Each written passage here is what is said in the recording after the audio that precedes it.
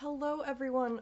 Oh, I am so excited to be doing this for you. I am so excited that you are all here for the very first real video of this channel. And today I want to cover a few basic things. So first, I'm going to give you sort of a little bit of intro to me. Hello, my name is Red. I am an LGBT disabled person, and that is what we're going to be talking about.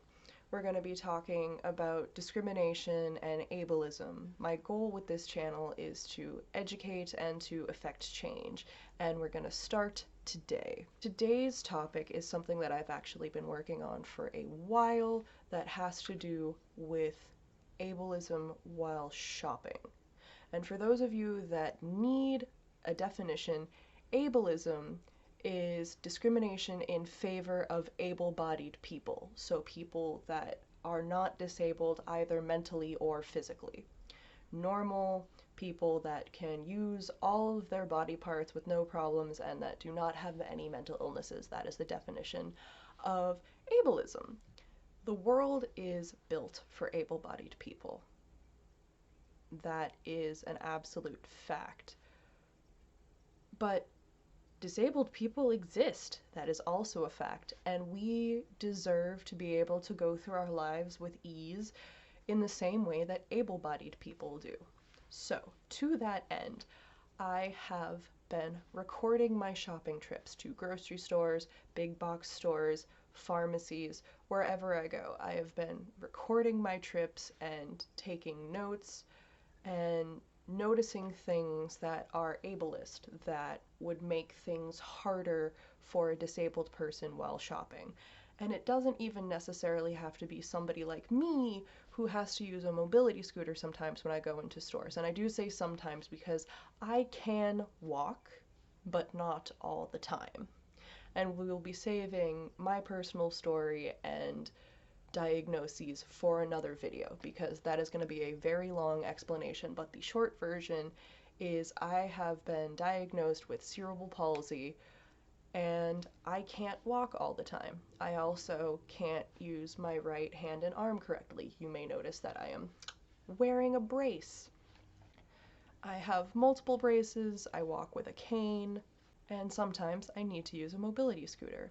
However, when I do use the mobility scooter, so many things suddenly become inaccessible. So many things. And the only way that I would be able to access these things is if I either stood up, which is something that I try very hard not to do when I'm using the mobility scooter, because if I'm using the mobility scooter, it means that I am either very, very tired, very off balance, or in a lot of pain. The other thing is, if I'm not standing up, I need to have a caretaker or an aide reach things for me. Now, I usually do take someone shopping with me. It's usually either my roommate or my partner. However, not everybody has access to caretakers and aides, and again, that will be its own separate video. But the idea that stores plan for disabled people to have caretakers and aides to be able to reach things for them is in itself inherently ableist. On that note, I am going to show you what I have recorded, my experience in stores. Some of it is a little bit funny, but most of it is just very, very frustrating on my end. So please watch, please learn, subscribe, and I hope to see you soon. So here is something that I wish was fixable with disability stuff, and I will preface this by saying I don't really know how grocery stores work. I'm not sure if this is a thing that actually could be taken care of, but I am in a mobility scooter right now, and something that I am struggling with as I try to pick up my ingredients is can't open the doors of the freezers when you're in a mobility scooter, because you're in a mobility scooter and the scooter is now obstructing the door. Any of my other disabled friends out there have this issue? Is there like a way around this? Because I actually just had to say screw it and stand up which, you know, people totally love when you do that when you're using a mobility scooter in a grocery store. Just thoughts. What up, yo? It's your girl again. And, back in the grocery store. So I decided to do a little bit of an experiment today and hit up a different grocery store and see what their mobility scooters and access to things is like. Hold on a sec. I gotta switch hands to be able to actually do this well. So things are not much better here, unfortunately. I wish they were. There is still an absolute crap ton that is inaccessible from the scooter. And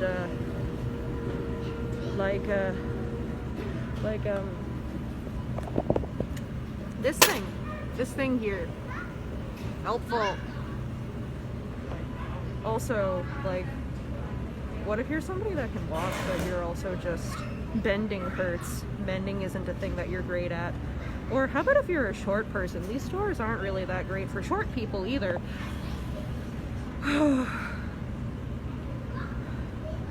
And I'm here without Matt today, so I'm literally trying to do this all by myself.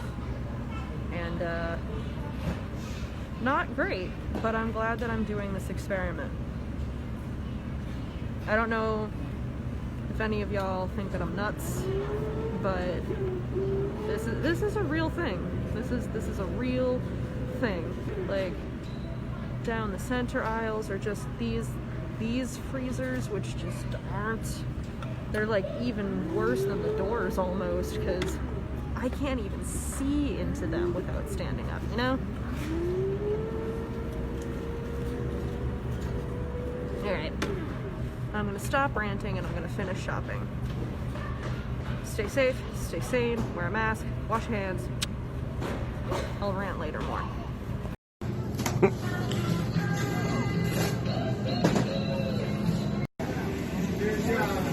Mm-hmm. Well, this is like...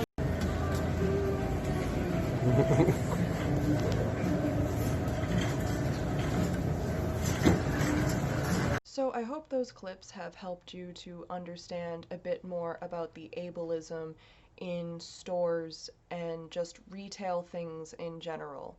Again, the world is set up for able-bodied people. It wasn't built for people with disabilities like me. So this is something that I'm trying to open people's eyes to, and I know that I am not the only YouTube creator out there that is educating people on disabilities as well. But this is my personal experience. In the mobility scooter, freezer doors are a nightmare.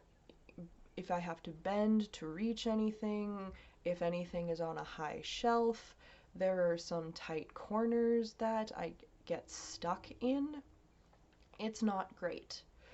So something that I challenge you to do, even if you are a disabled person that can walk, if you're an able-bodied person, whatever, somebody that hasn't experienced what it's like to use a mobility scooter in stores, try it. Just once. Try it by yourself and do not stand up. It's not easy the way people think it is. And I know that I get a lot of side-eye for being a young disabled person, and again, that will be its own separate video, probably in the one where I tell my story of my own diagnoses. People have this idea that those that use the mobility scooter are either, you know, lazy or just looking to have like a fun ride. They're not fun to use, they're not easy to use, and it stresses me out. It makes my store trips mentally exhausting, especially in the time of COVID. People really do not understand how to stay 6 feet apart from each other where I live. It's very unfortunate.